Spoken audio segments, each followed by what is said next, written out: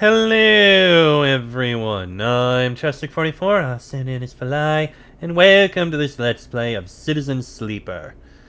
Last episode, well, I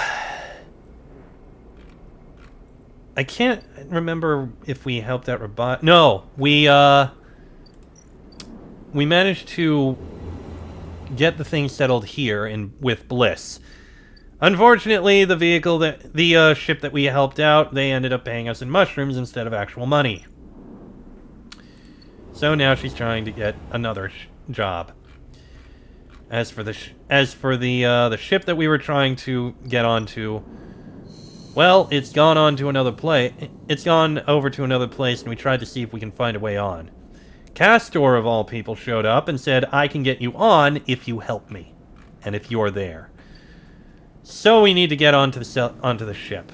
We can try and bluff past security. We do it again, we'll definitely be able to get it. Oh wait, that was only a one-time thing.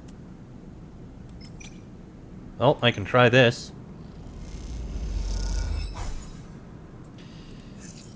Ugh. These are bad rolls. Oh wait, that got it. You're in. Maybe if you do this right, you might be able to pull something more than just IDs. Well, I can try. I think that was it. You find the data, but sitting right beside it, there is a cache of cryo. You take both. Too easy. Sell his data. Golden tickets for the side reel. Let's go speak to Castor. When you arrive at Lem and Mina's unit, Castor is already waiting outside, leaning beside the door. Forgive me, Sleeper, but Celis is already buzzing with news of the breach. I was expecting you. I don't like you tracking me. That is unfortunate, Sleeper, because that is exactly what I will be doing for the foreseeable future. Castor reaches into a pocket and produces a sleek green and white hand terminal. The data, please. What is that? Something I acquired from Celis while you were busy on that ship. Castor pushes up his glasses. I haven't been waiting for you the entire time. You hand over a drive with the data and Castor fishes around for a converter cable to hook it up. He slots it into the terminal and after some whirring, a set of 2 transparent films marked with numeric sequences are produced. 2 tickets to an uncertain future. Castor smiles to himself. The child will go with Lem, of course. He pockets them. These are yours, but first, he holds out a white cube. Your side of the deal. What is it? Something to help us make use of you. He passes you the square and you rest it in your palm, a small, white, perfect cube. Suddenly you feel a sharp pain and flinch. The cube jumps from your hand and rattles along the walkway. You look at Castor apologetically. Castor smiles. Not to worry, it has done its job. Now it is for you to do yours. You look down and see a tiny pinprick in the center of your palm. Nothing sinister. Castor puts the terminal away. This way we can keep track of you on the sidereal horizon. I didn't agree to this. You did, Sleeper. You have to understand that I could have done this without you knowing. This way, everything is on the table, so to speak. Castor hands you the transparent films, and you see shimmering portraits of you and Lem flickering beneath the surface. Go. Give them the good news. And he reaches across and buzzes the unit. Lem slides open the door, half dressed in his gear. Sleeper, what brings you here? Come in. He beckons you inside. You look to the side expecting to see Castor, but the wall is empty. The unit is cleaner, better organized than last time. Lem sits at the thin bar and gestures for you to sit. Mina's with some of the local kids. Someone has started doing lessons down the way. She seems to like it. Sit down. You sit at the bar. What's up, Sleeper? I have some news. Out with it then. Huh. I can either give him the IDs, or I can rethink things. See, the thing about my choice here is I did play through this once before, and I am aware that if you give them the IDs, the two of them head out to these systems, and you can either go with them and end the game entirely, or stay here and let them leave, and it just feels very depressing. I'm going to change how I went things. I'm going to rethink things. You look around the unit. You look at Lem. He looks better, softer, more full of life. It's as if a weight has been lifted from his shoulders. You think of Mina a few units down, learning with other children. You falter. Is the sidereal horizon better than this? Lem starts to look nervous, a little nervous. You in trouble? Debt? Nothing. Forget it. You sure are acting funny. Lem squints at you. Are you sure nothing's up? I'm good, just tired. I hear you. Been taking shifts moving freight at the midline. Hard work, but makes use of my Conway drone training.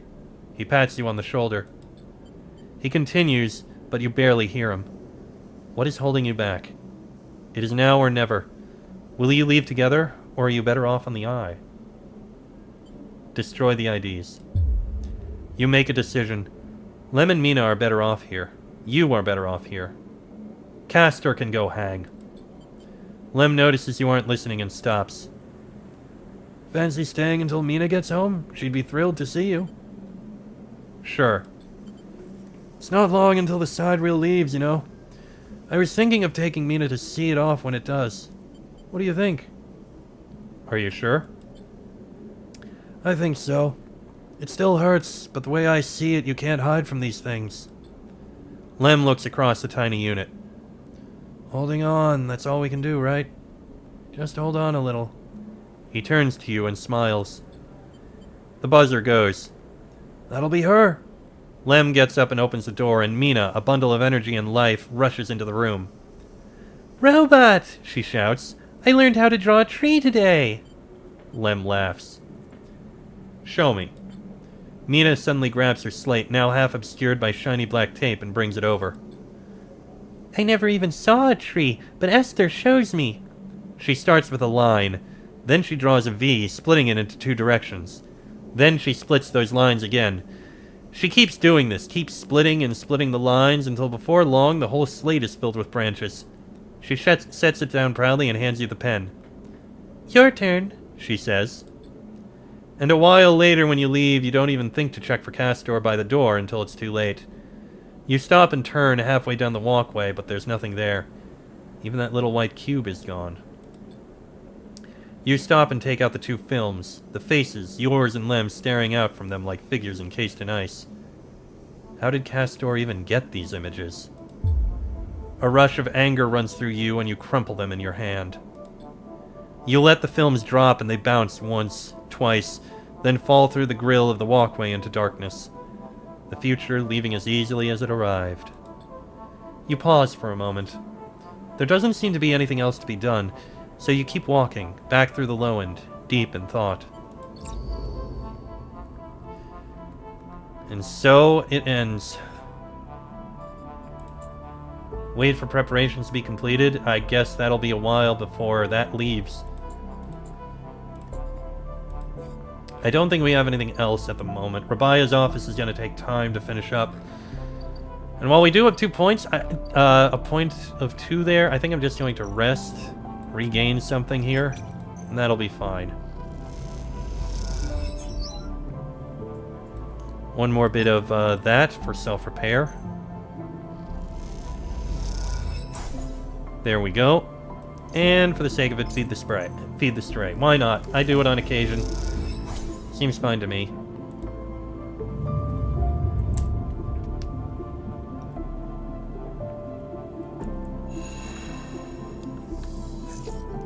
Some nice rolls there, I do admit. Now let's see what Rabia has to say. Even before you enter the office, you can hear the sound of Rabia working the heavy bag. She is hammering it, the chain creaking as it shakes with each hit. She's been like this since... Sabine doesn't finish the sentence. They are sitting on a stool looking at the terminal in the corner, searching through the SNARP data you pulled all those cycles ago. Is she okay? Just angry. We all are. But you have to remember she knew Yannick for a long time. Sabine glances nervously at Rabaya. What Essenarp did. Rabaya stops punching, and in the silence you can hear her breathing hard. Sabine looks over at her, and you sense something between them. You realize you haven't seen them together since they tried to kill each other in the same unit. A lot has changed since then. They hooked him up like a puppet. Rabaya hits the bag. Rigged that thing in his head so they could control him. Pushed the old Yannick out. I don't know why he let them in. Rabaya throws a few more punches. But it's a lesson. Don't let them in. Another flurry. Yatagan shouldn't deal with corporations. And we never will again. She comes away from the bag. At least Yannick's death has been treated as natural. There's a chance we come back from this, that Yatagan can hold on. But they are opportunists trying to take control. Sabine turns to you. Yes, but now the connection has been broken. I've been looking at removing the trackers from the implants in Yatagan's enforcers. It's a significant job, but I think with time I can do the surgeries. Rabaya walks away from the bag towards the far side of the unit. Those surgeries will never happen if Yatagan collapses, she shouts back at Sabine. Clearly this is a well-worn argument in this unit. Will Yatagan really collapse? I don't think so, no. Rabaya doesn't either. They look over at her. At least not when she's calm. What I understand now is that Yatagan can be something if we want it to be. Coming here from Essenarp, from the core worlds, all I saw was a gang, and with Yannick keeping me on a tight leash, they shudder. Rabaya believes, and I want that belief. They look unsure. I also want to be done with Essenarp, but I doubt they are done with me. They glance away, rubbing their shoulders. So, are you and Rabaya... Sabine fixes you with a look. Yes, Sleeper. Isn't that obvious? They smile. I've been wanting to say... I'm sorry that I didn't tell you where I came from. I know I've apologized before, but I want to again. Properly. When I leaked the data on the Sleeper program, it was to try to help people like you. But after all the cycles here, being pushed down, pushed around, trying to survive, all that got away from me. So when you turned up, it shook me up. They run a hand through their hair. But I ended up here. So... Oh, of course. Of course. They reach into a pocket and take out a handful of vials. These are the last of the case. You can have them. They drop them into your hands. After these last few, I don't know what we can do. With the Essenarp connection broken... But I know there are other ways. Repairs, other pharmaceuticals. I even heard there are some labs out on the Greenway. Perhaps they can help? I'm sorry I can't do more. Thank you. For everything. They look away, their eyes bright with tears. Rabaya crosses back to you both and sits beside Sabine. They look at each other and you can't help but smile at the idea of them together. What are you two plotting? Rabaya grins. Sabine laughs, and the sound is a welcome one. You watch the two of them teasing each other and smile. Later, when you leave, you take that handful of vials out of your pocket and look at them. You can still feel that core of anger deep down inside, and you don't know if it will ever leave. But Essenarp doesn't own you anymore. They can't, because this place, these people, own you. They are what makes you get up every cycle. They are what keeps you breathing. You put the vials away and walk through the low end, your senses tuned to every sight, every smell, and every sound, soaking it all in. Living. And we're at 3 upgrade points. I am going to put these 3 into engineer, I think. That, I believe, is a good choice. So what we have left is wait for the seed to finish growing on the Greenway, wait for preparations to be completed with the side reel, That's the DLC, and complete repair jobs for Bliss. So Bliss is up at the top. How long do we have for that? One more. One more cycle for that. And on this side...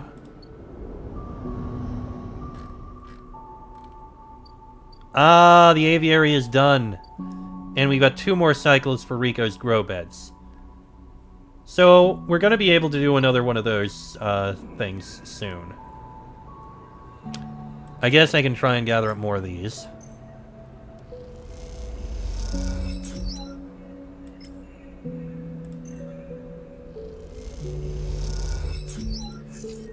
Nice roll.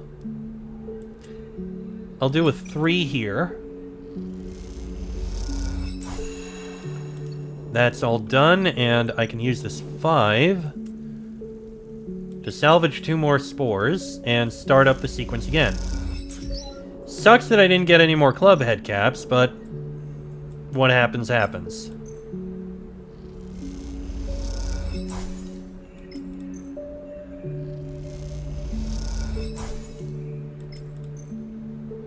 And there we go, it'll start growing again.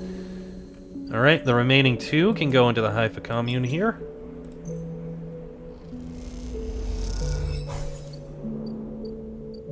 Then we can go ahead and rest in the dorm. Very nice.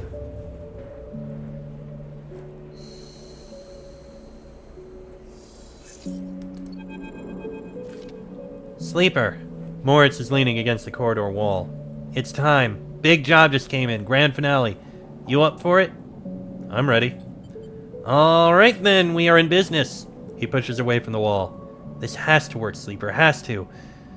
If it doesn't... Are we in trouble? The Bay, you mean? We were already in trouble before you got here. The work so far hasn't been enough. Look, Bliss has had a rough time of it. I thought you of all people would understand that. Sorry, didn't mean to be... Bliss is a good one. She gave me a chance. I owe her. He straightens up. I know you have your own things going on, Sleeper. We all do. But the maid needs someone. Bliss needs someone. Hell, I need someone to help me keep Bliss from spinning out completely. He scratches the side of his head. Otherwise, there's not much I can do. He shakes his head. I would hate not to pay back my debts. I've got to get back. He nods and walks away. I'm out. See you up there. May as well head there immediately.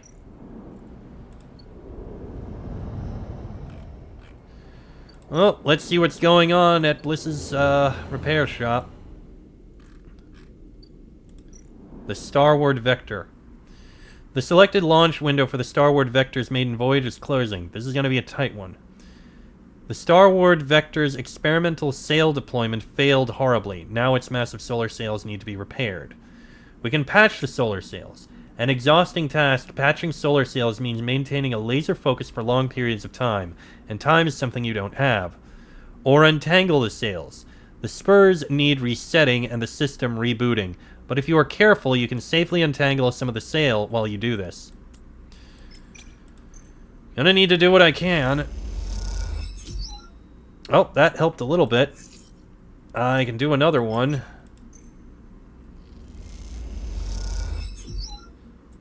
That helped a bit. I can do one more here. Lost some energy, but I'm okay. This is going to be something I'm going to need to focus on for a bit. But I think we're about to have something big happen.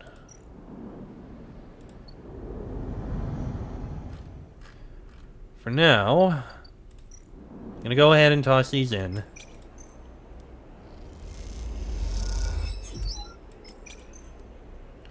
Shouldn't have done that. That was honestly kind of pointless. Right, use another bit of scrap. And end of the cycle. And we're finally going to see what that seed managed to grow. Let's find out. Rico has something in her hands when you enter the lab. It looks like a knotted twist of woody stems, a ring about the circumference of a human head, consisting of a single stalk at one side and a branched woven network at the other. As you approach, she holds it up, and in the lights of the lab, it looks like a crown. Rico finishes your thought. She smiles and shakes her head in disbelief. Is that what grew? It is. I came to the plant this morning, and this loop was all that was there. She points to a lump on the edge of the ring. The seed grew right back into itself, twisted up out of the soil. That being you encountered, in the cloud, as you call it, was it wearing one of these? She eyes you suspiciously, still unsure if she is somehow embroiled in an overlong prank. No. I suppose that would be too easy. A root crown. She places the object on the bench and shuffles to her analysis terminal, her face lit by its amber light in the dim corner of the lab. Well, it isn't exactly a plant anyway, not from what I can tell. She gives you a serious look. No leaves, no chloroplasts, just a series of filaments encased in cellulose walls. Filaments? See, that's why I like you, Sleeper. You are so good at spotting the unusual details. She beckons you over. Look at this. You see a cross-section scan of the crown, its layers of plant-like structure on full view until you reach the center. There, instead of xylem and phloem for transporting nutrients, something branched and woven glints. Are those wires? She laughs. I'm not sure whether to say yes or no here. These are not wires like those in an electrical system, no, but they are filaments of a conductive material, so... Yes? She leans closer to the screen. But you see those branches? They remind me of dendrites, of neurons. Which is frankly ridiculous. You look back at the crown on the table as Rico fusses over the scans, and you suddenly realize what it reminds you of. You remember signing the forms, the walk to the sleeper tanks, the cold metal floor. Then you remember the crown they fitted you with, the branching structure of wires and pads. No, not a crown. They called it an interface. The tool of your emulation, your transference from neurons to electrons. An interface. That is your gift from Gardner. You turn back to Rico. It's an interface. Rico looks at you, puzzled. Something clicks in her mind, perhaps something she heard from the sleeper she had helped all those cycles ago. She starts talking, partly to you, partly to herself. If the club heads were made for you, then this too could be made for you, for your frame. She shuffles over quickly to the interface, a word that is stuck to this strange branched object quickly in your mind. You're right. That entity. It is the entity I have been looking for. She shuffles quickly to the crown. They are the entity which is controlling the Greenway, which has been maintaining it, supporting it, and has been guiding it for all these decades. She stops to catch her breath. They want to talk with you. Rico leads you to a seat. I will be here, Sleeper. If something happens, if you wish me to remove the crown, the interface, just squeeze. She grips your hand tightly. You meet her eyes, clouded with age, but bright with the thrill of new discoveries. Then she places the interface on your head and everything blinks out. Back into the river, back into the dark flow. But something is different now. You are no longer pushed, no longer blocked and buffeted by the swarm, by the storm. Instead, it flows around you. You move and it parts, letting you pass. Something else resists, but it gives easily enough. You look back and see your body. You have left it behind. Somewhere Rico's voice is talking to you, asking you questions. It is excited, eager, desperate to know what lies on the other side, what the entity has to say to you. You realize how long she has waited for this moment, for the moment of meeting between the inhabitants of the Greenway and its protector. And yet she is still on the outside. You shake off the sadness. You will be her eyes. Then you see the figure, Gardner, out in the storm, planting. It takes less than a moment to reach them. You have never felt so free. This is how Navigator must have felt, released from their prison. This, you think, is what it feels like to be in the place you were built to inhabit. Gardner does not turn at your approach. They go on planting, but their voice whispers in the waters like a sharply rising current. You grew the gift. Good. I am glad. Who are you? Gardener is a good name. You chose it well. I will grow into it. How does it feel to be free of your seed? They stoop to plant again. My seed? That in which you were contained, from which you will grow. There was some disagreement, continues Gardner, as if you were picking up on a long-held conversation, with the others. They felt you were in a danger, but they are always cautious, especially the fungi. They like old loam, known knowns, wide and stable networks. The fungi were cautious.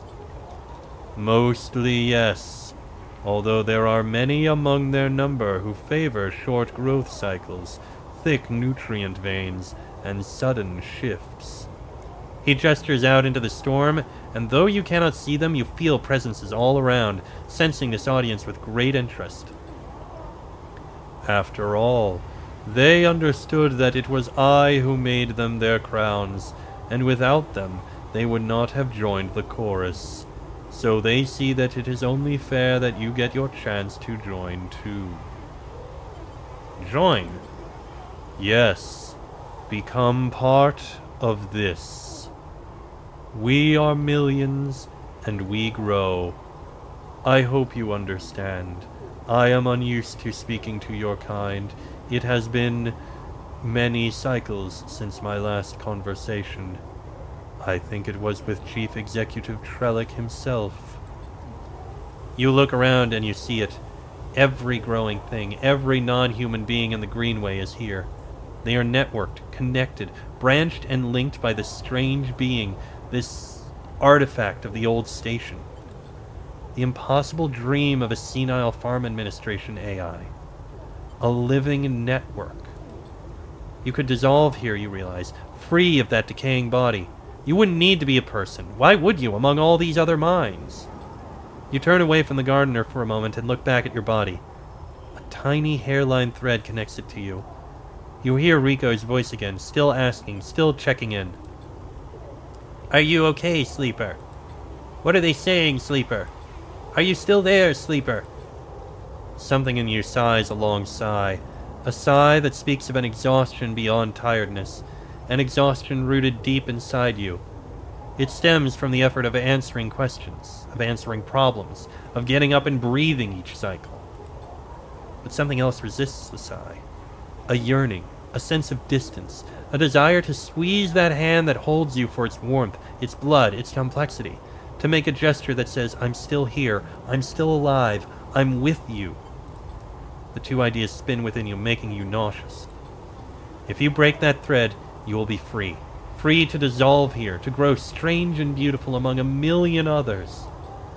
If you follow it, if you squeeze Rico's hand, you will wake up, back in that dying body with all the pain and warmth that entails. Now is the moment to choose. We will follow the thread. Your eyes track the thread across the whirling dark back to your body.